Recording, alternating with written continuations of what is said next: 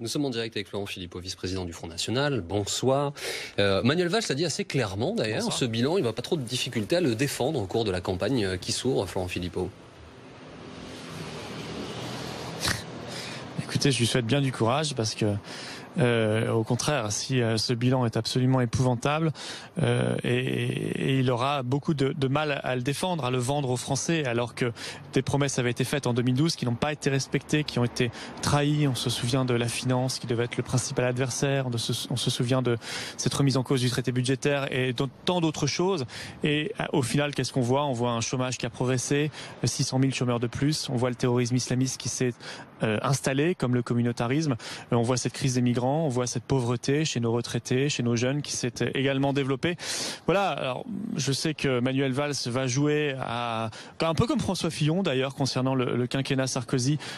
C'est pas moi, je ne suis pas responsable. Si, bien sûr que si, il est responsable. Il a été Premier ministre pendant 2 ans et demi. Auparavant, il a été ministre de l'Intérieur. Il a été de tout temps de cette majorité socialiste et donc il porte l'intégralité du bilan du quinquennat Hollande-Valls. Et la bouée de sauvetage pour la gauche qu'il voudrait incarner est une bouée trouée. C'est une bouée trouée par ses trahisons, trouée par ses échecs et trouée par cette incapacité à se remettre en cause. Du coup, Florent Philippot, vous êtes évidemment observateur de la vie politique. Ça veut dire que la gauche, selon vous, c'est plutôt l'autre point de cette primaire qui va s'organiser. C'est plutôt Arnaud Montebourg, par exemple, en Benoît Hamon. C'est ça la gauche pour vous ?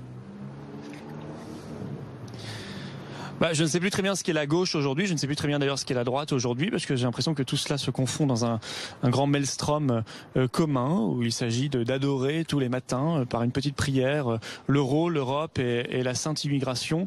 Moi, je me reconnais pas là-dedans. Voilà, je pense que l'intérêt national, l'intérêt de la France, l'intérêt des Français n'est pas dans cette politique conduite par la droite, par la gauche, par Monsieur Fillon, Sarkozy, Monsieur Hollande, Monsieur Valls, Monsieur Montebourg, qui a été ministre aussi, qui n'a pas sauvé Florange, qui n'a pas su imposer sa ligne, si tant est qu'il la croit sincèrement, sa ligne protectionniste, sa ligne de patriotisme économique. Moi, je pense qu'il faut tourner la page. Vous voyez, après le grand strike démocratique, on a vu le départ en quelques semaines de Madame Duflot, de Monsieur Hollande, de Monsieur Sarkozy, de Monsieur Juppé, Monsieur Copé. Il faut continuer. Il faut aller jusqu'au bout. Il y a encore quelques quilles debout, y compris celle de Monsieur Valls, y compris celle de Monsieur Fillon.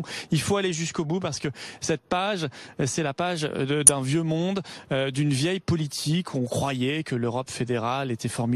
On croyait que l'ouverture totale des frontières économiques, financières et migratoires, c'était extraordinaire, et où on se rend compte en réalité qu'il faut autre chose, et notamment le retour de l'indépendance nationale et le retour de la démocratie réelle par les référendums, comme on l'a vu en Italie, et la défense d'un modèle économique et social. Merci Florent Philippot, en direct sur BFM TV ce soir, grâce à Étienne Grellet.